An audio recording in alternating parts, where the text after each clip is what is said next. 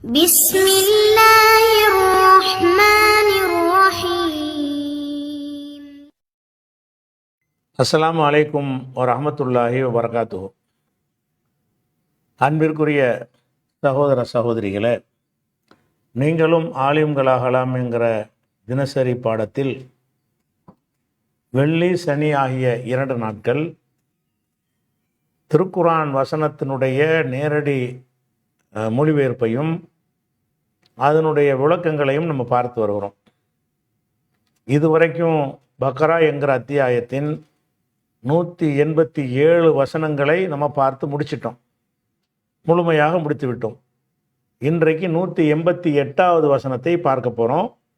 அது என்ன சொல்லுதுன்னு கேட்டால், வலா தகுலு, நீங்கள் சாப்பிடாதீர்கள், அம்பாலக்கும், உங்களுடைய சொத்துக்களை செல்வங்களை சாப்பிட்டு விடாதீர்கள், பைனக்கும், உங்களுக்கு மத்தியில், பில் பாத்திலி, தவறான முறையில் சாப்பிட்டு விடாதீர்கள். உங்களுடைய பொருள்கள்னு சொன்னால் பல பேர் இருப்பீங்க, இருப்பீங்கள, பலரும் இருப்பீங்க. பலரும் ஒருத்தர் பொருள் அடுத்தவர் எடுத்துடக்கூடாதுங்கிறதுக்காக எல்லாம் சொல்கிறான், உங்களுடைய செல்வங்களை உங்களுக்கு மத்தியில் தப்பான முறையில் சாப்பிட்றாதீங்க. இது ஒரு முக்கியமான இஸ்லாத்தினுடைய ஒரு பொருளாதார சட்டம். அப்போ பொருளாதாரத்தை பொறுத்த வரைக்கும் நமக்கு சொந்தமானதை தான் நம்ம சாப்பிடணும். தப்பான முறையில் உங்களுக்கு மத்தியில் தப்பாக சாப்பிடாதீங்கன்னா என்ன அர்த்தம்னு கேட்டால், அடுத்தவன் பொருளை சாப்பிடாதுன்னு அர்த்தம். ஹராமானதை சாப்பிட்றத இது பேசாது. உங்களுக்கு மத்தியில் என்ன செய்யக்கூடாதுன்னா, சொத்துக்களை தப்பான முறையில் சாப்பிட்றாதீங்க என்று கேட்டால், அப்போ ஒரு சொத்து எனக்கா உனக்காண்டு வருகிறது. அப்போ அந்த மாதிரி நேரத்தில் அடுத்தவன் சொத்தை நீங்கள் சாப்பிட்றது, வாரிசு உரிமையில் ஏமாற்றி ஒரு வாரிசு கொடுக்குறது கொடுக்காம பங்காளிக்கு துரோகம் செஞ்சிடுறது. அதே மாதிரி வாரிசு முறையில் கணவன் மனைவி அந்த மாதிரி இஸ்லாம் கொடுத்துருக்குற அந்த உரிமைகளை வழங்குறதுக்கு மறுக்கிறது. 2 பேர் கூட்டாக தொழில் பண்ணும் பொழுது கொஞ்ச நாளைக்கு பிறகு அவனை ஏமாற்றிட்டு என்னுடைய தொழில்னு ஒருத்தன் மாற்றி கொள்வது. இதுதான் உங்களுக்கு மத்தியில் தப்பான முறையில் சாப்பிட்றது. உங்களுக்கு மத்தியில் தப்பான முறையில் சாப்பிட்றதுன்னா என்னென்னு கேட்டால், பிறருடைய பொருளை உங்கள் பொருளை மாதிரி ஆக்கி கொண்டு சாப்பிட்றது இருக்குல்ல, அதை செஞ்சிடாதீங்க. வலா தகுலு, நீங்கள் சாப்பிடாதீர்கள், அம்பாலக்கும், உங்களுடைய செல்வங்களை சாப்பிடுவதுன்னா சோத்தை தான் சாப்பிடுவோம். சாப்பிடுவதை கொண்டு கருத்து என்னென்னு கேட்டால், சாப்பிடுவது கிடையாது, எல்லாம் சேரும். சாப்பிடுவது உட்பட அனைத்து பயன்பாடுகளும் அதில் சேரும். நான் என்ன சாப்பிடவா செஞ்சேன், ஒரு அடுத்தவன் வீட்டை அபகரிச்சுக்கிட்டு அந்த வீட்டை நான் சாப்பிடவா செஞ்சேன்னு கேட்கக்கூடாது. சாப்பிட்றதுங்கிற வார்த்தை எல்லா மொழிகள்லையும் என்னதுக்கு பயன்படுத்துவாங்கன்னா, சாப்பிட்றதுக்கும் பயன்படுத்துவாங்க, அது சாதாரணமாக பயன்படுத்திக்கிடுவாங்க. சில நேரத்தில் இலக்கியமாக பிறர் பொருளை பயன்படுத்தினாலேயே சாப்பிடல சேர்த்துருவாங்க. அடுத்தவன் பொருளை நம்ம யூஸ் பண்ணோம்னா, ஏன்டா அடுத்தவன் பொருளை நீ சாப்பிட்ற, அடுத்தவன் பொருள் இதுக்கு திங்கிற அப்படின்றப்ப திங்காமல் இருந்தாலும், அப்போ இந்த லா தகுலு என்பதற்கு அர்த்தம் சாப்பிடாதீங்கன்ற நேரடி அர்த்தம் இருந்தாலும், சாப்பிடுவதையும் உள்ளடக்கி எல்லா பயன்பாட்டையும் எடுத்துக்கிறது. சாப்பிட்றது தான் பிரதானமானது. எல்லாம் எதுக்கு, அந்த சாப்பிட்றதுக்காக தான் அம்புட்டு பண்ணுறான். சொத்து பத்தெல்லாம் சேர்க்கலாம், எதுக்காக வேண்டி சாப்பிட்றோம், சாப்பிட்றதுக்கு மேலே சேர்த்து வச்சுக்கிடுவான், சாப்பிட்றதுக்கு கிடைக்கலன்னா வித்துட்டு திம்பான். எல்லாமே சாப்பிட உதவும் என்பதற்கு தான் நகை நட்டு சொத்து பத்து எல்லாத்தையுமே வாங்குகிறான். எவ்வளோ சாப்பாட்டு காசு இருந்தால் சாப்பிட்டுட்டு போயிடுவான், இல்லைன்னா என்ன செய்வான், இருக்கிற நகையை விற்று சாப்பிடுவான், வீட்டை விற்று சாப்பிடுவான். அப்போ வீடு வாசல் வச்சுக்கிறது கூட எதுக்கு தான் வச்சுக்கிறான்னு கேட்டால், திங்கிறது தான் ஃபஸ்ட்டு. அதுக்கு பாதிப்பு வந்துச்சின்னு சொன்னால் வித்துட்டு திம்பான். அதனால தான் திங்கிறத மட்டும் முதன்மை விஷயமாக எல்லா மொழியிலையும் பேசுவாங்க. சாப்பிட்றதுங்கிற வார்த்தையை சாப்பிடுவதை தாண்டி விரிந்த அர்த்தம் கொடுக்கணும். வலா தகுலுன்னா நீங்கள் பயன்படுத்தாதீர்கள், சாப்பிடுவது உள்பட எந்த வகையிலையும் பயன்படுத்தாதீர்கள், அம்பாலக்கும், உங்கள் செல்வங்களை, பைனக்கும், உங்களுக்கு மத்தியில், பில் பாத்திலி, பாத்தில்னா தவறான முறையில் உங்களுக்கு மத்தியில் பொருள்களை நெஞ்சிடாதீங்க. நீங்கள் தவறான முறைண்டா எது சரியான முறைண்டா என்ன, ஒருத்தன் நமக்கு அன்பளிப்பாக கொடுத்தா அது சரியான முறை, தர்மமாக ஒருத்தன் கொடுத்தா அது சரியான முறை, வாரிசு முறையில் ஒரு கிடைத்தால் அது சரியான முறை. அப்படி இல்லாமல் போய் எடுத்துக்கிட்டோம்னா தவறான முறை. அப்போ அடுத்தவனுடைய சொத்துக்களை உங்கள் சொத்துங்கிறதுக்குன்னா அடுத்தவன் சொத்துன்னு அர்த்தம். ஒலா தகுலு அம்பாலக்கும்னா உங்கள் சொத்து, நீங்கள் ஒரு ஆளாக இருக்கிறீல்ல, அதுக்காக வேண்டி உங்கள்னு நல்லா சொல்கிறான். பிறர் சொத்துக்கள் என்கிறது தான் அதனுடைய கருத்து. வலா தகுலம், உங்கள் பொருளை நீங்கள் சாப்பிடாது என்ற மார்க்கத்தில் தடையாது. ஏன் பொருளை சாப்பிட நல்லா சொல்லுவானா? உங்கள் செல்வங்களை நீங்கள் அநியாயமாக சாப்பிடாது என்று சொன்னால் உங்களுக்கு செல்வத்தை சாப்பிட்ற அர்த்தம் கிடையாது. அடுத்தவன் சொத்தை தான் அது குறிக்கும். உங்கள்னு எதுக்கு சொல்லப்படுதுன்னா, நீங்கள் அதில் இருக்கிறீங்கல்ல, ஒரு ஆளாக இருக்கிறீங்கல்ல, அதனால சொல்லப்படுது. வலா தகுலம், நீங்கள் சாப்பிடாதீர்கள்.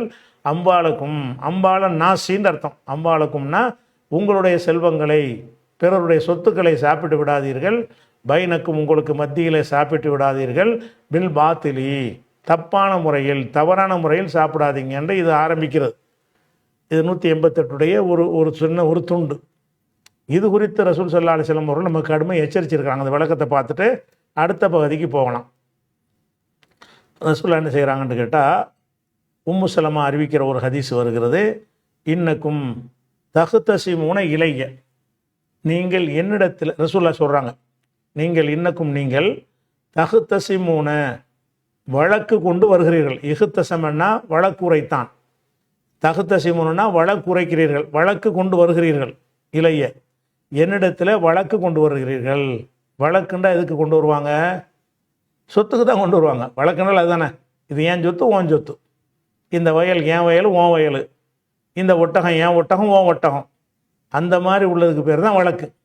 இன்னக்கும் நீங்கள் தஹ்தஸிமூன இலைய, என்னிடத்தில் வழக்கு கொண்டு வருகிறீர்கள். அப்படி வரும் பொழுது ஒல அல்ல பாலக்கும், உங்களில் சில பேர், அந்த பாலக்கும்னா அந்த 2 பேரில் வழக்கு கொண்டு வர்றதில் சில பேர், அல்ஹனு பிஹுஜ்ஜத்திஹி, அவருடைய சான்றை, அல்ஹனு என்றால் தெளிவாக எடுத்து வைப்பார். அல்ஹனுங்கிறது இஸ்மு தஃலீல், லஹனவுலேருந்து எல்ஹனுலேருந்து அல்ஹனு, மிக தெளிவாக எடுத்துரைப்பவராக இருப்பார். பிஹுஜ்ஜத்திஹி, தனது சான்றுகளை தெளிவாக எடுத்து வைப்பார். மின்பாலின், சிலரை விட, அதாவது ஒருவர் மற்றவரை விட நல்லா எடுத்து வச்சுருவார். 2 பேர் வழக்கு கொண்டு வர்றீங்க, ஒருத்தனுக்கு பேச தெரியாது, ஒருத்தன் நல்ல பேச்சு திறமை உள்ளவனாக இருப்பான். அவன் என்ன செய்வான்? அந்த வழக்கை அவனுக்கு சாதகமாக அழகான முறையில் எனக்கு எடுத்து வச்சுருவான். எடுத்து வச்ச உடனே, நான் மனுஷன் தானே, எனக்கு என்ன தெரியும்? ரசூலுல்லாஹ் சொல்கிறாங்க, நீ உனக்கு சொந்தமான்ட்டு எனக்கு தெரியாது. எதை வச்சு தான் தெரிஞ்சுக்கிற முடியும்? நீங்கள் 2 பேரும் வைக்கிற வாதத்தை வச்சு தான் நான் தெரிஞ்சுக்கிற போகிறேன்.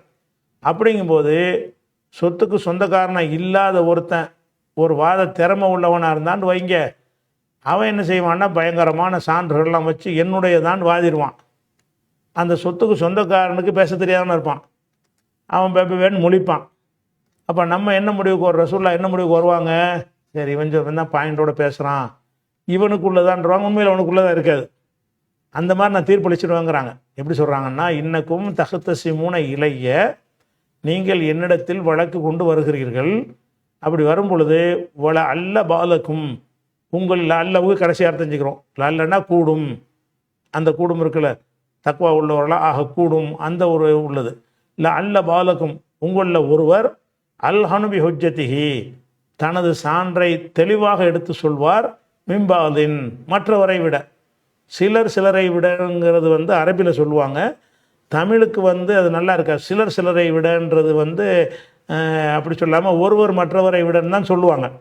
சிலரை விடங்கிற மாதிரி பேச்சு வழக்கு நீங்கள் பார்க்க முடியாது. நம்ம முஸ்லீமில் இப்படி இந்த ஹதீஸை வச்சு பழகுனவங்க மத்தியில் அந்த வார்த்தை இருக்குமே தவிர, பொதுவாக என்ன செய்வாங்க, சிலரை விடங்கிற விட ஒருத்தனோட ஒருத்தன் நல்லா பேசுவான் அப்படின்னு தான் சொல்லுவாங்க. அதனால் இந்த பாலுக்கு ஒருத்தன் வச்சுக்கிறேன்னா அந்த பாலுக்கு மற்றொரு ஒன்று வச்சுக்கிற வேண்டியதான். ஓல அல்ல பாலக்கும், உங்களில் ஒருவர் அல்ஹனு பி ஹுஜ்ஜத்திஹி, தனது சான்றை தெளிவாக எடுத்து வைக்கக்கூடும். இல்லை அல்லன்னு வருதில்ல, எடுத்து வைக்கக்கூடும். மின்பாலின், மற்றவரை விட என்ற வாதம் பண்ணும்போது ஒருவர் மற்றவரை விட தனது சான்றுகளை என்ன செய்வார்? நல்லா எடுத்து வச்சுருவார். அப்படி வச்சிட்டோம்னா, ஃபமன் கலைத்துலஹு பி ஹக்கி அஹீஹி ஷையன், ஃபமன் கலைத்துலஹு, யாருக்காக நான் தீர்ப்பளித்து விட்டேனோ, பி ஹக்கி அஹீஹி, மற்றவனுடைய ஹக்கை யாருக்குரிய தீர்ப்பளித்து விட்டானோ அவனுக்குரிய ஹக்கு இவனுக்குரிய ரசூலுல்லாஹ் தீர்ப்பளிச்சிருவாங்க. என்கிட்ட நல்லா பேசுகிறான், அவனுக்கு பாயிண்ட் எடுத்து வைக்க தெரியலை, அப்படி நான் ஏதாவது செஞ்சு விட்டால், ஃபமன் கலைத்துலஹு, யாருக்காவது நான் தீர்ப்பளித்து விட்டால், யாருக்காவது சாதகமாக தீர்ப்பளித்து விட்டால், எதை கொண்டு தீர்ப்பளித்துடுறேன்? அவனுடைய ஹக்கை நான் தீர்ப்பளிக்கலை. பி ஹக்கி அஹீஹி, அவனுடைய சகோதரனுக்குடைய ஹக்கை, அடுத்தவனுடைய ஹக்கை இவனுக்குரியது என்று சகோதரனுடைய ஹக்கிலிருந்து செய்யன் எதையாவது நான் தீர்ப்பளித்து விட்டால் பி கௌலிஹி அவனுடைய பேச்சை கேட்டு அவனுடைய சொல்லை கொண்டு அவனுடைய வாத திறமையை கொண்டு அடுத்தவனுடைய சொத்தை இவனுக்கு உரியது நான் தீர்ப்பளித்து விட்டால் ஃபைன்னமா அக்கத்தா உலகு கிதாத்தம் என நான் அவனுக்கு வழங்குறது நரகத்தினுடைய ஒரு துண்டைத்தான் வழங்குகிறேன். கத்தனா ஒரு துண்டு, மினண்டார்னா நரகம், நெருப்பிலிருந்து நெருப்பு கங்கிலிருந்து ஒரு துண்டைத்தான் கொடுக்கிறேன். ஃபலா யஹுதுஹா எனவே அதை எடுத்துக்கிற, அதை நான் சொன்னால் கூட நீ வாங்கக்கூடாது. நீ வாதத்திறமையை வச்சு உனக்குரியதுன்னு இது வாதிடுற, நான் நம்பி ஏமாந்து உனக்கு உள்ளது நான் சொல்லிடுவேன். அப்படி சொன்னால் நீ என்கிட்ட என்னத்தை வாங்குற, சொத்தை நீ வாங்கலை, நெருப்பை வாங்குகிறாய், அதனால நீ எடுத்துக்கிறாத என்று ரசூலுல்லாஹ் எச்சரிக்கிறாங்க. அப்போ இதில் எதுக்கு இதை சொல்கிறோம்னு கேட்டால், அடுத்தவருடைய பொருளை நம்ம எடுக்கிறது கூடாது. தீர்ப்பு மூலமாக, உலக தீர்ப்பு மூலமாக உனக்குரியது நானா கூட உண்மையில் உனக்குள்ளதான் நீ பாரு. தீர்ப்பில் உனக்கு சாதகமாக வந்துடலாம், பொய்யா போலி பத்திரத்தை காட்டி உன் சொத்துண்டு உண்டாக்க முடியுமானா முடியும். எனக்கு கோர்ட்டு தீர்ப்பு சாதகமாக இருக்குதுன்னெலாம் சொல்லக்கூடியவங்களை இன்றைக்கும் பார்க்குறோம். அடுத்தவன் சொத்தை அபகரித்து கொண்டு நான் சட்டப்படி எனக்கு தான் சொந்தங்கிறான். உலகத்து சட்டப்படி ஓகே தான், உலக சட்டப்படி உனக்கு சொந்தம். ஆனால் அல்லாஹ் பார்த்துட்டு இருக்கானே, அவனுக்கு எல்லாம் தெரியுமே, நீ நெருப்பத்தான் நீ வாங்கியிருக்கிற, உன் சொத்தை நீ வாங்கலை. அப்படிங்கிற அளவுக்கு பிறர் பொருளை நம்ம எடுத்துக்கொள்வது உலகத்தில் தீர்ப்பளிக்கப்பட்டால் கூட நம்ம தொடக்கூடாது. நான் தெரியாமல் வழக்கு போட்டேன், உண்மையில் உனக்குள்ளது தான், நீனே வச்சுக்கப்பா என்று நீங்கள் சொல்லணுமே தவிர, கோர்ட்டு சாதகமாக அவன் அநியாயத்துக்கு கோர்ட்டு தீர்ப்பளிப்பான், அதனால் என்னுடையது ஆயிருமாண்டா, உலகத்தில் ஆயிரும், அல்லாட் ஆகாது. உண்மையில் யாருடையது என்று உனக்கு தெரியுமா, நிச்சயமாக நீதிபதிக்கு தெரியாது, யாருக்கும் தெரியாட்டா கூட சம்மந்தப்பட்ட அந்த மனிதனுக்கும் அல்லாவுக்கும் தெரியுமில்ல.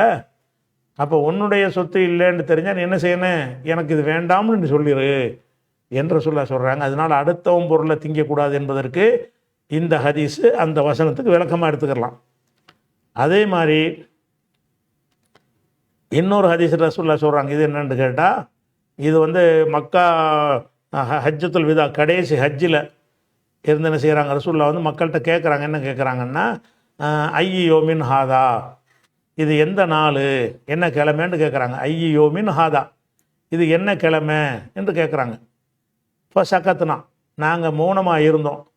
ஹத்தா லனன்னா அன்னஹு சையு சம்மிஹி சிவா இஸ்மிஹி, இந்த பேர் அல்லாத வேறு பேரை ரசூலுல்லாஹ் சொல்லுவாங்களோ என்பதற்காக வேண்டி பேசாமல் இருந்தோம். இது என்ன நாள்னு கேட்டால், நம்ம பெருநாள்னு சொன்னோம்னா அது பேரை பேர் ரசூலுல்லாஹ் சொன்னான்னு சொல்லிடுவாங்க, அதனால் பேசாமல் இருப்போம்னு இருந்துட்டாங்க. இருந்தவனை காலை சொன்னாங்க ரசூல் ஸல்லல்லாஹு அலைஹி வஸல்லம், அலைஸ யௌமன் நஹ்ரி, இது ஒட்டகங்களை அறுப்பதற்குரிய நாள் இல்லையா, நகர்ந்து அறுக்கிறது, ஹஜ்ஜி பெருநாள் தினத்தில் மட்டும்தான் குர்பானி கொடுக்கணும் என்பதற்கு இந்த ஒரு ஹதீஸும் பெரிய ஆதாரமாக இருக்குது. அந்த நாளுக்கு பேர் தான் அறுக்கிற நாள். 3 நாள் கொடுக்கணும்லாம் சொல்கிறாங்கல்ல, அவங்க எத்தனை வாதம் வச்சாலும் இந்த ஒத்த ஹதீஸுக்கு முன்னாடி அடிபட்டு போயிடும். ரசூலுல்லாஹ் என்ன செய்கிறாங்கன்னா, நகருடைய நாள் இது, நகருடைய நாள்னா குர்பானிக்கு உரிய நாள் என்று ரசூலுல்லாஹ் சொல்கிறாங்க. அதாவது துல்ஹஜ் மாதம் 10வது நாள் பெருநாள் தினத்தில் இதை சொல்கிறார்கள். அப்போ லைஸ யௌமன் நஹ்ரி, இது நகருடைய நாள் இல்லையா. நகருங்கிறது பொதுவாக ஒட்டகத்தை அறுக்கிறதுக்கு சொன்னாலும் எல்லா குர்பானியும் சேர்த்துக்கிறோம், ஆடு மாடு அறுக்கிறதுக்கு சேர்த்துக்கிறோம். லைஸ யௌமன் நஹ்ரி, இது நகருடைய நாள் இல்லையா என்று கேட்குறாங்க. அப்போ குல்னா நாங்கள் சொன்ன பலா, ஆமாம் நகருடைய நாள் தான். அப்போ அடுத்து கேட்குறாங்க, ஃபையு ஷஹரின் ஹாதா, இது என்ன மாதம் ஒன்று கேட்குறாங்க. இப்போ சக்கத்துனா நாங்கள் மௌனமாக இருந்தோம். ஹத்தா லனன்னா, நாங்கள் நினைக்கும் வரை என்ன நினைக்கிறோம், அன்னஹு ரசூல் ஸல்லல்லாஹு அலைஹி வஸல்லம் அவர்கள் சையு சம்மிஹி, இதுக்கு பேர் சூட்டுவார்கள், பிகைர் இஸ்மிஹி, இந்த பெயர் அல்லாத பெயரை சூட்டுவார்கள். இப்படி கேட்குறதுனால நம்ம போட்டுட்டு துல்ஹஜ் மாதம் சொல்லி சொல்கிற ரசூல் ஏதோ வேறு பேர் வைக்க போகிறாங்க போல இருக்குது, அதுக்கு தான் இதை கேட்குறாங்க. நாங்கள் பேசாமல் இருந்தவொன்னே ஃபொக்கால சொன்னார்கள், அலைஸ பிதில் ஹிஜ்ஜா, இது துல்ஹஜ் மாதம் இல்லையா, இது என்ன மாதம்னு கேட்குறாங்க. மக்கள் பதில் சொல்லுன்னு சொன்ன உடனே அலைஸ பிதில் ஹிஜ்ஜா, தில் ஹிஜ்ஜா இல்லையா, துல்ஹஜ் மாதம்ங்கிறோம்ல, துல் ஹஜ்ஜின்னு சொல்லி நம்ம பழக்கத்தில் சொன்னாலும் துல் ஹிஜ்ஜான்னு தான் சொல்லணும். ஏன்னா அங்கே ஹிஜ்ஜத்தின் தான் வந்திருக்கு, தில் ஹிஜ்ஜத்தி, இந்த பி வந்ததுனால தீண்டு வந்துருச்சு. பி இல்லாட்டி துல் ஹிஜ்ஜத்தி, இந்த பேஜரு செய்யும்ல, அதனால தாங்கிறது நசபு செய்யும், தூங்கிறது ரஃபவுக்கு, தீங்கிறது ஜர்ருக்கு. அப்போ பிதில் ஹிஜ்ஜா, இது துல் ஹஜ் இல்லையா, ரசூலுல்லாஹ் என்ன செய்கிறாங்க, அலைசபி துல் ஹிஜ்ஜா, இது துல் ஹிஜ்ஜா மாதம் இல்லையா அப்படின்னு கேட்குறாங்க. நாங்கள் ஆமான்னு சொன்னோம். குல்னா பலா. அப்போ கால ரசூலுல்லாஹ் சொல்கிறாங்க, இன்ன திமாஅக்கும், உங்களுடைய உயிர்கள், அம்பாலக்கும், உங்களுடைய செல்வங்கள், ஆகராலக்கும், உங்களுடைய மானம் மரியாதைகள், இருது என்றால் மானம், மானம் மரியாதைகள் எல்லாம் இருக்கிறத, பைனக்கும் ஹராம், உங்களுக்கு மத்தியில் அது ஹராம். அப்படின்னா என்ன அர்த்தம்னு கேட்டால், உன் ரத்தம் எனக்கு ஹராம், என் ரத்தம் உனக்கு ஹராம், உன்னுடைய காசு எனக்கு ஹராம், என்னுடைய காசு உனக்கு ஹராம், உன்னுடைய மானத்தை வாங்கிறது எனக்கு ஹராம், என்னுடைய மானத்தை வாங்கிறது உனக்கு ஹராம். அப்போ இன்ன திமாக்கும், உங்களுடைய இரத்தங்களும், இரத்தத்தை கொண்டு கருத்து உயிர், உங்களுடைய உயிர்களும், அம்பாலக்கும், உங்களுடைய செல்வங்களும், ரத்தத்தை சிந்தினா தானே உயிர் போகும், அதுக்காண்டி ரத்தம்னு சொல்லப்படுது. இப்போ இன்ன திமாக்கும், உங்களுடைய உயிர்களும், அம்பால், திமாவுக்கு நேரடி அர்த்தம் ரத்தம்னு அர்த்தம். தம்மு என்றால் ரத்தம், தமு என்பதுடைய ஜம்மு தான் திமாவுன், அதை கும்முண்டு இலாபம் செஞ்சிருக்கு. இப்போ இன்ன திமாக்கும், உங்களுடைய இரத்தங்களும், அம்பாலக்கும், உங்களுடைய செல்வங்களும், ஆராலக்கும், உங்களுடைய மான மரியாதைகளும், பைனக்கும் ஹராம், உங்களுக்கு மத்தியில் ஹராம் ஆகும். ஹராம்னு சொல்லிட்டு எந்த மாதிரி ஹராமு, புனிதம்னு வச்சுக்கலாம். ஹராமுங்கிற வார்த்தைக்கு வந்து புனிதமானது என்பதற்கும் ஹராமுன்னு சொல்லுவோம். மஸ்ஜிதுல் ஹராம்லாம் சொல்கிறோம்ல, ஹரம் ஷரீஃப்னு சொல்கிறோம்ல, புனிதத்துக்கும் சொல்லுவோம். அதில் ஹராம் ஆக்குறதுனாலையும் சொல்லுவோம். அந்த மஸ்ஜிதுல் ஹராமில் நிறைய விஷயங்கள் ஹராம், வெளியில் செய்யக்கூடிய பல காரியங்களை மஸ்ஜிதுல் ஹராமில் செய்யக்கூடாது. ஹரம் எல்லையில் வந்து ஆடு பிராணிகளை வேட்டையாடக்கூடாது, புற்புண்டுகளை பறிக்கும், அதெல்லாம் ஹராமாக இருக்குதுல்ல, அதெல்லாம் அதுக்கு பேர் ஹரம்ங்கிறோம். எஹ்ராம் அணிகிறோம்னு, எஹ்ராம்ங்கிறது ஹராமாக்குறது தான், அது ஹராம்லேருந்து வந்து தான். ஹஜ்ஜுக்கு எஹ்ராம் அணிகிறோன்னு, எஹ்ராம் ஆக்குறோன்னு என்ன அர்த்தம், அந்த எஹ்ராம்ங்கிறதுக்குள்ள நுழைஞ்சதுக்கு பிறகு அனுமதிக்கப்பட பல விஷயங்கள் ஹராமாயிரும். தாம்பத்தியத்தில் ஈடுபடுற ஹராமாக போயிடும், நறுமணம் பூசுகிற ஹராமாக போயிடும், தைத்த ஆடைகளை அணிவது ஆண்களுக்கு ஹராமாக போயிடும், அது மாதிரி சில காரியங்களை செய்வது அவங்களுக்கு ஹராமாயிரும். அதனால் இஹ்ராம்ங்கிற வார்த்தை கூட அர்த்தம் என்னென்னு கேட்டால் ஹராமாக்கத்துலேருந்து அர்த்தம். தக்பீர் தஹரீமாங்கிறாங்கல்ல, முதல் தக்பீருக்கு தஹரீம், அதுவும் ஹராமாக்குற தக்பீர் தான். என்னத்தை ஹராமாக்குது, தக்பீர் கட்டிட்டோம்னா பேசுகிறது ஹராமு, சிரிக்கிறது ஹராமு, சாப்பிட்றது ஹராமு, உலக தொடர்புல வைத்துக்கொள்வது ஹராம், நிறைய விஷயங்கள் ஹராம் ஆகிடுது. நிறைய விஷயங்களை ஹராமாக்குறதுனால தக்பீர் தஹரீமாங்கிறோம். அப்போ அந்த ஹராம்ங்கிற வார்த்தை வந்து நிறைய ஹலாலான விஷயங்களெல்லாம் ஹராமாக்குற காரணத்தினால தான் அதை ஹராம்ங்கிறோம். அதே மாதிரி ஹராமான மாதம்னு சொல்கிறோம்ல, ஹராமான மாதம், ஹராமான புனிதமான மாதம்ங்கிறோம்ல, அதுக்கு என்ன புனிதம்னு கேட்டால் போர் செய்கிறது ஹராம். புனித நாளில் என்ன செய்யக்கூடாது, போர் செய்கிறது ஹராமாக இருக்கிறதுனால ஷஹ்ருல் ஹராம், ஹராம் புனிதமான மாதம்னு அர்த்தம் செஞ்சுக்கிறோம். ஹராமான மாதம்னு செய்யலாம், ஹராமாக்கப்பட்ட விஷயங்கள் அடங்கி இருக்கிறதுனால சிலதை ஹராமாக்கக்கூடிய மாதம்னு வச்சுக்கிடலாம். அப்போ ரசூல் என்ன செய்கிறாங்கன்னா, இன்ன திமாக்கும் அம்பாளுக்கும் ஆறாளுக்கும் பைனக்கும் ஹராமுன், உங்களுடைய உயிர்களும் உடைமைகளும் மான மரியாதைகளும் உங்களுக்கு மத்தியில் ஹராமாக இருக்கிறது, புனிதமாக இருக்கிறது, அல்லது தடுக்கப்பட்டதாக இருக்குது. தடுக்கப்பட்டதுன்னா எப்படி தடுக்கப்பட்டதுன்னா, உங்களுடைய செல்வம் உங்களுக்கு ஹராம்னா அர்த்தம் இல்லாமல் போயிடும். உங்களுடைய உயிர் உங்களுக்கு ஹராம்னா மீனிங் இல்லாமல் போயிடும். உங்களுடைய உயிர் மற்றவனுக்கு ஹராமு, மற்றவனுடைய உயிர் உங்களுக்கு ஹராமு, உங்கள் பொருள் மற்றவனுக்கு ஹராமு, மற்றவனுடைய பொருள் உங்களுக்கு ஹராமு அப்படின்னு அர்த்தம். உங்களுக்கு மட்டும்தாங்க சொல்லப்பட்டிருக்கிறது. நம்ம பொருள் நம்மளுக்கு ஹராமாகுமா? நம்ம பொருள் எப்படி நமக்கு ஹராமாகும்? நம்ம பொருள் மற்றவனுக்கு தான் ஹராமாகும். அது அந்த விஷயத்தை வந்து சொல்ல மாட்டாங்க. ஹதீஸ் குர்ஆனில் வந்து இப்படி தான் இருக்குது, நம்ம எப்படி விளைவிக்கிறோன்னு பைனக்கும்னு போட்டுறாங்களே. உங்களுக்கு மத்தியில் ஹராம்னா என்ன அர்த்தம், உங்கள் பணம் வந்து உங்களுக்கு மத்தியில் ஹராம்னா அவன் இது உனக்கு ஹராமு, உன் இது அவனுக்கு ஹராம்னு அர்த்தம். எந்த மாதிரி ஹராம் என்றால், கஹூர்மத்தி யௌமிக்கும் ஹாதா, இந்த துல் ஹிஜ்ஜாவுடைய நாள் இருக்குல்ல, இந்த நாள், இந்த நாளுடைய ஹுர்மத்தை போல, புனிதத்தை போல, பி ஷஹரிக்கும் ஹாதா, உங்களுடைய இந்த மாதம் இருக்குல்ல, நாளுங்கிறது யமுன் நகர், கஹுர்மத்தி யௌமிக்கும் ஹாதா, யௌமுன் நகர் என்ற நாள் இருக்க, இந்த நாளின் புனிதத்தை போல, ஃபி ஷஹரிக்கும் ஹாதா, இந்த உங்களுடைய மாதம், அதாவது துல் ஹிஜ்ஜாவுடைய மாதம் இருக்குத, அதனுடைய புனிதத்தை போல, ஃபி பலதிக்கும் ஹாதா, உங்களுடைய இந்த ஊர் மக்கா, இந்த ஊரில் இருக்கிற புனிதத்தை போல இதெல்லாம் புனிதம். அப்போ ஹரம் ஷரீஃபில் வந்துக்கிட்டு நீ வந்து எல்லை மீறுவியா? புனிதமான மாதத்தில் சண்டைக்கு போவியா? புனிதமான நாளில் வந்து அந்த மாதிரி காரியத்தை நீ செய்வியா? தடுக்கப்பட்டது செய்ய மாட்டேன். அந்த மாதிரி புனிதம் எது? பிறர் பொருட்கள், பிறருடைய உயிர், உடைமை, மானம் எல்லாமே புனிதமாக நீ கருத வேண்டும். அப்போ இதை ரசூலுல்லாஹ் சொல்லிட்டு என்ன செய்கிறாங்கன்னா, இல்லை பல்ய குஷா ஹிதுல் கா, இப்போ வந்திருப்போர் வராதவருக்கு எடுத்து சொல்லிவிடுங்கள் அப்படின்னு சொல்கிறாங்க. இது பயன் இல்லை. நமக்கு வந்து உங்களுக்கு மத்தியில் நீங்கள் பொருளை சாப்பிடாதீங்கிறது வந்து எந்த அளவுக்கு கடுமையான குற்றம் என்று கேட்டால், இந்த புனித மாதங்களுடைய புனிதத்தை ஒருத்தன் கெடுக்கிறான, ஹரம் ஷரீஃபில் போய்கிட்டு ஹராமான காரியத்தை செய்கிறான, அந்த மாதிரியான குற்றமாக்கும் இது. எது? அடுத்தவன் பொருளை சாப்பிட்றது, அடுத்தவனுடைய உயிரை வாங்கிறது, அடுத்தவனுடைய மானத்தை வாங்கிறது, இது எல்லாமே வந்து அது புனிதம். அப்படி செஞ்சிடாதீங்கன்னு இறுதி ஹஜ்ஜில் இறுதி உரையில் நபி ஸல்லல்லாஹு அலைஹி வஸல்லம் சொன்னாங்கல்ல, இது கூட இந்த வசனத்துக்கு விளக்கம்தான். எது? லா தஅகுலு அம்பாலக்கும் பைனக்கும் பில் பாத்திலி, உங்களுடைய செல்வங்களை ஒருவருடைய செல்வத்தை மற்றவர்கள் அநியாயமான முறையில் சாப்பிடாதீங்க. ஏன்னு கேட்டால் அது ஹராமாக்கப்பட்டுச்சு, புனிதமாக்கப்பட்டுச்சுன்ற இது விளக்கம்தான் இதுவும். அதே மாதிரி எந்த அளவுக்கு இந்த பிறருடைய பொருள் நமக்கு ஹராம் ஆகும்னு கேட்டால், நபி ஸல்லல்லாஹு அலைஹி வஸல்லம் காலத்தில் வந்து பேரிச்சம்பழம் தானே பெரும்பாலும் உற்பத்தி, விவசாயம்னா பேரிச்சம்பழம் தான். இந்த பேரிச்சம்பழத்தை என்ன செய்வாங்கன்னு கேட்டால், காசு தேவைப்பட்டுச்சுன்னு சொன்னால் மரத்தில் பிஞ்சாக இருக்கும், பிஞ்சாக தொங்கும். இப்போ பேரிச்சங்காய்கள் வந்து பிஞ்சாகவோ அல்லது காயாகவோ அது தொங்கிக்கிட்டு இருக்கும். அதை ஒருத்தனை கூப்பிட்டு என்ன செய்வாங்கன்னு கேட்டால், அதை மரத்தில் வச்சுக்கிட்டு விலை பேசிடுவாங்க. இந்த பார்த்துட்டியா, மரத்தில் பார்த்துட்டியா, எத்தனை கூலை இருக்குன்னு பார்த்துட்டியா, இது எவ்வளோக்கு எடுத்துக்கிற அப்படின்னு என்ன செய்வாங்கன்னு கேட்டால், அதை வந்து மரத்தில் வச்சுக்கிட்டே விற்றுருவாங்க. இதை ரசூலுல்லாஹ் தடுக்கிறாங்க. மரத்தில் போட்டு நீ விற்கிறிய, நீ விற்றதுக்கு பிறகு அது கனியாகுங்கிறதுக்கு என்ன கேரண்டி? அது பிஞ்சாக இருக்கும்போது நீ விற்றுப்படுற, பிஞ்சாக இருக்கும்போது பாரு எவ்வளோ இருக்கு பார்த்தியா, அதில் 100 கிலோ பேரிச்சம்பழம் வரும் அப்படின்னு சொல்லி நீ விற்றுட்டேன்னு சொன்னால் அவனுக்கு 100 கிலோ கிடைச்சா தானே உண்டு.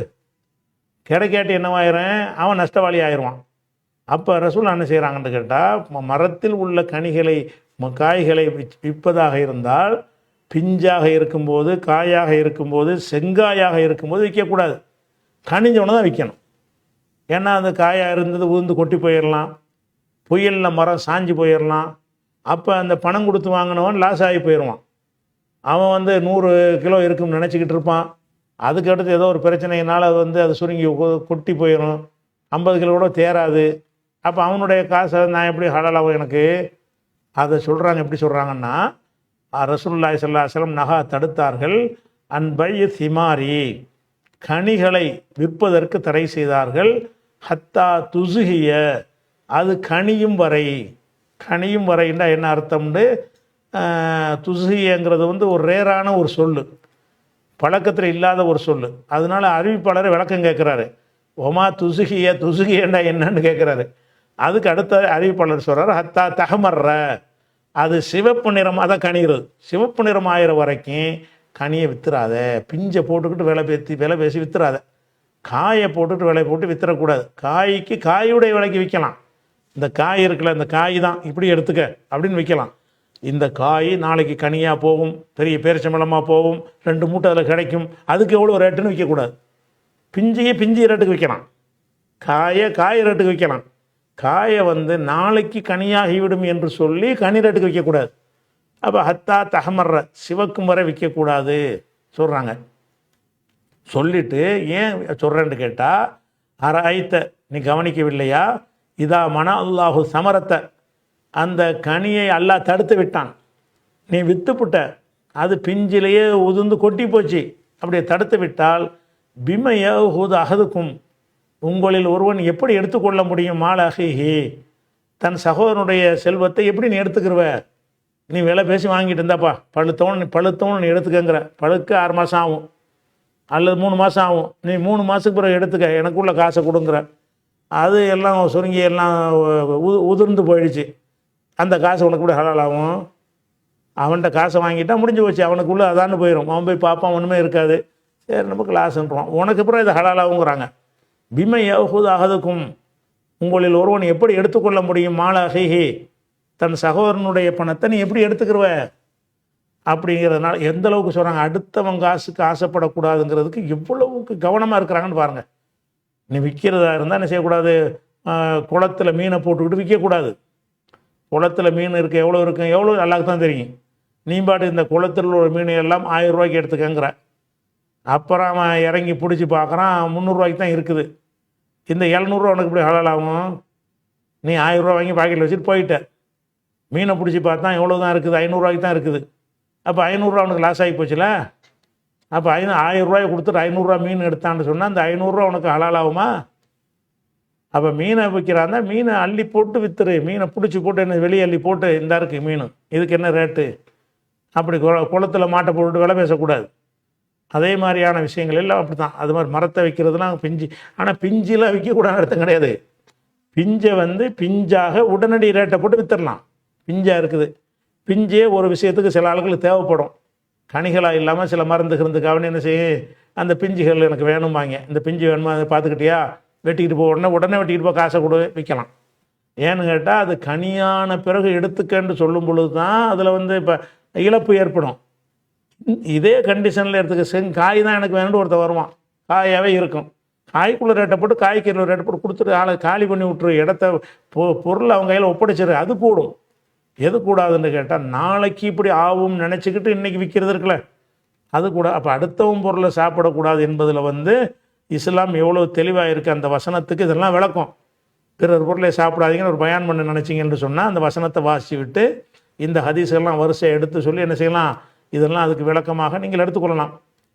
அதே மாதிரி வந்து இந்த பிறருடைய பொருளை சாப்பிடுவது சம்பந்தமாக ரசூலுல்லாஹ் என்ன செய்கிறாங்கன்னு கேட்டால் ஒரு கடும் எச்சரிக்கை பண்ணுறாங்க. நீ அடுத்தவன் பொருளை சாப்பிட்டா என்னவாகும், தொழுவாட்டி என்னவாகும், நோன்பு வைக்காட்டி என்னவாகும்னு மறுமையில் தண்டனை கிடைக்கும்னு வழங்கி வச்சுருக்குறோம்.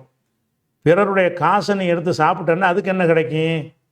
ரசூலுல்லாஹ் சொல்கிறாங்க, மண் காணத்தில் ஹோ மதுலமத்துன், யாருக்காவது ஒரு அநீதி இல்லை அஹீஹி, தன் சகோதரனுக்கு இழைக்கப்பட்ட அநீதி இருக்குமையானால், எது சம்பந்தமான அநீதி, மின் இருளிஹி, அவன் மானம் சம்பந்தப்பட்ட ஒரு அநீதி, அவு ஷையின், அல்லது ஏதாவது பொருள் சம்பந்தப்பட்ட ஒரு அநீதி இருக்குது. நீ என்ன செஞ்சுட்ட, அடுத்தவனுடைய மானத்தை அவதூறு சொல்லிட்ட, அவனை பற்றி கோல் சொல்லிட்ட, அவனை பற்றி புறம் பேசிட்ட, அவனுக்கு கிடைக்க இருந்த வேலையை பொய் சொல்லி தடுத்து நிப்பாட்டிவிட்ட, அவன் பேசியிருந்த பொண்ணை வந்து கல்யாணம் பண்ண விடாமல் சொல்லி பொய்களை சொல்லி பொண்ணு கொடுக்க விடாமல் ஆக்கிவிட்ட. இப்படியாக அடுத்தவனுடைய மானத்தோட விளையாடி நீ ஒரு அநீதி இழைத்திருந்தால், அவு ஷெய்யின், அல்லது பொருள்கள் அநியாயம் பண்ணிட்ட, அவன் பொருளை நீ சாப்பிட்டு விட்ட. அப்படி பொருள் சம்பந்தமாகவோ மானம் சம்பந்தமாகவோ உங்களில் யாராவது சகோதரனுக்கு அநீதி இழைத்திருப்பீர்களேயானால், ஃபல் யத்தஹல்லல்ஹு மின்ஹுல் யௌம், இன்றைக்கே அதிலிருந்து அவன் தன்னை விடுவித்து கொள்ளட்டும். விடுவித்து கொள்ளணும்னு அர்த்தம், நேரம் அவன்கிட்ட போகணும். உன்னை பற்றி இந்த மாதிரி அவதூறு சொல்லிட்டேன், இப்படிலாம் பொய்களை பரப்பிட்டேன், உன்னை பற்றி இன்னார்ட்ட இந்த மாதிரி நான் தான் போட்டு கொடுத்தேன், அதை எனக்கு மன்னிச்சிரு. அல்ல நீ உன்னுடைய பொருளை நீ வச்சுட்டு போயிருந்த, அதை நான் தான் எடுத்து ஒழிச்சு வச்சுக்கிட்டேன், உன் பொருளை நான் சாப்பிட்டேன், என்னை மன்னிச்சிரு. அதை பொருளாக இருந்தால் திருப்பி கொடுத்துடலாம், இல்லாட்டி மன்னிப்பு கேட்கலாம். இப்படி என்ன செய்யணும், அவன்கிட்ட ஹலாலை ஆக்கி கொள்ள வேண்டும். பள்ளியத்தை ஹல்லல்ஹு மின்ஹுல் யௌம், இன்றைய தினம் அதிலிருந்து அவன் விடுவித்து கொள்ள வேண்டும். கபுல அல்லா யகூன தீனாருன் வலா திர்ஹமும், தங்க காசோல வெள்ளி காசோல இல்லாத நாள் வருமே, அதுக்கு முன்னாடி மறுமையில் தீனாரை கொடுக்க இயலுமா? இந்த 1,00,000 உன்னை ஏமாற்றிட்டேன், இந்த 1,00,000 கொடுக்க இயலுமா? அதுக்கு முன்னாடி இங்கே துன்யாவில் கரெக்ட் பண்ணி கேட்குறாங்க ரசூலுல்லாஹ். கபுல அல்லா யகூன தீனாருன், தீனார் இல்லாமல் போவதற்கு முன், திர்ஹமும், திர்ஹம் இல்லாமல் போவதற்கு முன்னாடி நீ என்ன செஞ்சிக்க, இந்த துன்யாவில் எல்லாத்தையும் கரெக்ட் பண்ணிக்க சொல்லிட்டு அதுக்கு விளக்குறாங்க ரசூலுல்லாஹ். நீ அநியாயம் பண்ணிட்டா என்ன ஏற்படும் தெரியுமா? இன்கான லஹு அமலுன் சாலிஹும், இந்த அநியாயம் செஞ்சான்ல அவனுக்கு சாலிகான ஒரு அமல் இருந்தால், இவன் நல்ல தொழுகை நோன்பு நிறைய செஞ்சு வச்சிருக்கிறான் இருந்தால், உஹித மின்ஹு, அவனிடமிருந்து அந்த அமல் எடுக்கப்படும். பி கதிரி மதுலமத்திகி, அவன் செஞ்ச அநியாயத்தின் அளவுக்கு. ஒரு ஆளுக்கு அநியாயம் பண்ணிட்டீல, அதுக்காக அல்லா என்ன செய்வான்டா, என்னுடைய அமலை பிடிச்சி அந்த இவ்வளோ அநியாயத்துக்கு இவ்வளோன்னு அல்லாஹ்வுக்கு ஒரு கணக்கு வச்சுருப்பான். அந்த கணக்கு பிரகாரம் எடுத்து என்ன செய்வான்னு கேட்டால் அதை வந்து இவனுக்கு கொடுத்துருவான். ஒ இல்லம் தக்குன் லஹு ஹசனாத்துன், இவங்கிட்ட நல்லதே இல்லை, அநியாயம் பண்ணியிருக்கிறான், இவங்கிட்டேருந்து எடுத்து கொடுக்கறதுக்கு ஊராமலுமே கிடையாது. அப்படி இருந்தால் உஹிதமின் செய் ஆத்தி சாஹிபிகி, இவனுடைய தோழன் அநியாயம் செய்யப்பட்டிருக்கிறான்ல, அவனுடைய தீமைகளை பாவங்களை எடுத்து புகமில் அழகி இவன் மீது சுமத்தப்பட்டு விடும் அப்படின்ற சொல்கிறாங்க. இது எங்கே இருக்குன்னு கேட்டால், இது புகாரியில் 2449 ஹதீஸில் இருக்கிறது. அப்போ நம்ம அடுத்தவருக்கு அநீதி இழைத்தோம் என்று சொன்னால் அல்லாஹ் அவன் சம்மந்தப்பட்ட தொழுகை நோன்புல குறை வச்சா கூட மன்னிச்சிருவான். மனிதர்கள் சம்பந்தப்பட்ட அநியாயம் பண்ணியிருந்தோம் என்று சொன்னால் உலகத்தில் மன்னிப்பு கேட்டாலே தவிர மன்னிப்பு கிடையாது. வேறு என்ன நடக்கும்? நம்ம நன்மை அவனுக்கு போயிடும், நம்மள்கிட்ட நன்மையே இல்லைன்னு சொன்னால் அவன் தீமை நம்ம இதில் வந்துடும்.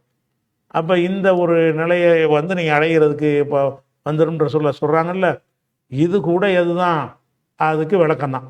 எதுக்கு விளக்கம்? 288 அல்லாஹ் சொல்கிறான்ல, உங்களுடைய செல்வங்களை ஒருவருடைய செல்வங்களை மற்றவர்கள் அநியாயமான முறையில் சாப்பிடாதீர்கள் அப்படிங்கிறதுக்கு விளக்கம்தான் இந்த ஒரு ஹதீஸும் இருக்கிறது. இது பற்றி ரசூல் ஸல்லல்லாஹு அலைஹி வஸல்லம் இன்னும் எச்சரித்த பல விஷயங்கள் இருக்கிறது. இன்ஷா அல்லாஹ் அதை நாளைக்கு பார்ப்போம்.